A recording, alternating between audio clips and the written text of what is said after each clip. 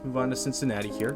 So, first round, 18th overall pick. They selected the offensive tackle out of Georgia, Amarius Mims. Let's see, second round, they took D-tackle Chris Jenkins out of Michigan. Then the third, they got Jermaine Burton, wide receiver out of Bama. Later in the third, they got McKinley Jackson, D-tackle out of Texas A&M. And the fourth, they got Eric All, tight end out of Iowa, also former Michigan Wolverine. Let's see here. Fifth round, they got corner Josh Newton out of TCU.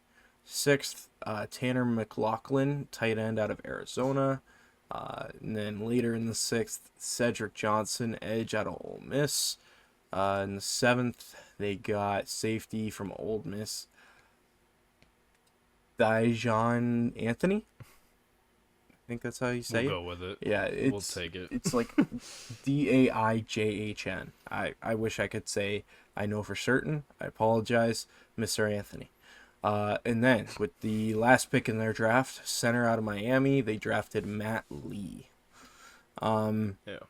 Derek, what are your kind of overall thoughts on the Cincinnati Bengals draft class? I think they got a lot of value. I'll say that. It's kind of a head scratcher, right? Mims, I don't want to say Mims is bad because he's not, but he's a huge question mark. He's a massive question mark. He had very limited snaps. He doesn't have a ton of experience whatsoever. So, especially with the Bengals seemingly getting their tackle situation figured out, I don't know if they want to play him at guard. I don't know what their vision is there. He's a big dude, and that's what all Bengals fans are talking about. Oh, he's big. Well, that's great. Can he play football? And in the little snaps that he's played, yeah, but we'll see. We'll see. I'm not entirely sold on him being a tackle for the future. So I wonder what the role is there for him. But, they got a tight end out of Iowa. That's scary because they seem to work. Jermaine Burton, I think, is going to be an absolute steal. I don't like that whatsoever, that he went there. Burton is massively underrated. He had an assault incident that bumped him down the draft board. At least in my opinion, I think that played a factor in that. But he's really good, and especially if you consider him filling in for, third receiver. Tyler Boyd. What's his name? Tyler Boyd. For all my wrestling fans out there, I was thinking Tyler Bate, wrestler, but Tyler Boyd. I think he's going to be fantastic in that role. And I think he could step up into a wide receiver 2 role even. So I think that's great talent. The defensive tackle out of Michigan, he's solid. I'm not going to say anything crazy about him. The TCU corner, again, he's solid. But I don't know. If I was Cincinnati, I would have handled this draft a little bit different. That's just my opinion. I think if I had to grade it, we didn't grade the Ravens draft. I would have graded the Ravens draft probably, honestly, I think it's going to be an A-. But for the Bengals, I think it's probably a B. They got some talent, but head scratchers, some spots. Yeah, for me, for the Ravens, I'll also join you with an A-. For the Bengals, I will give it a B+. For me, the draft was fine. For me, the biggest question mark, you said it, is Amarius Mims in the first round. For me, I think it's absolutely ridiculous to take an unproven tackle with your first round pick. While it is a high position of value, I just think this is a big risk. I think that's the type of player you take in rounds 2 or 3, where it's lower risk, right? But listen, tackles were flying off the board. They wanted to get their guy, right? And who knows? Maybe we'll look back on this and say, damn, you know what?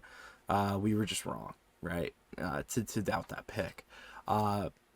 For me, I think that their decision for this pick, and who knows, maybe it has nothing to do with it at all, but I think there is probably some influence, is the Browns and DeJuan Jones, and seeing how successful that was this year. Just taking a guy who's got all of the physical tools, and just having to refine his technique. But for me, I think DeJuan Jones was the more proven prospect coming out. It was more so a character concern with him. Listen, hey, we're thankful for that because we got a first round tackle with the 4th round pick, baby. That was fantastic. AB all the way. I love it. But yeah, I think that overall this draft's a B plus. I think that they addressed a lot of their biggest needs in the draft. Like you said, Jermaine Burton, hell of a receiver. Chris Jenkins and McKinley Jackson. They spent a 2nd and a 3rd round pick on the D tackle position, which, as we were saying or as I was saying earlier, with losing DJ Reader, it was so important for them to address that D tackle spot. And they did with 2 valuable picks. So, we'll see how these guys develop. I'm comfortable giving it a B plus. I'll be intrigued to see how Eric All does in the NFL. Just because, I don't know, man, he's had a weird career. Like, for me, I don't know, man. I don't know what to expect from him in the NFL. It's gonna be weird. It's gonna be really weird seeing that guy in the NFL. Yeah, but I mean, for me, Tristan, I don't know. I'm not a Bengals fan. I haven't looked into how their contract situation works out. I would have put a lot more emphasis on the secondary. That's just me. I would have put more emphasis on the interior offensive line, but maybe I'm wrong. Maybe they got guys locked up. I really don't know. I don't know. So, yeah. But yeah. Yeah, no. But yeah, B plus for me. But outside of that, I think it is time to move on to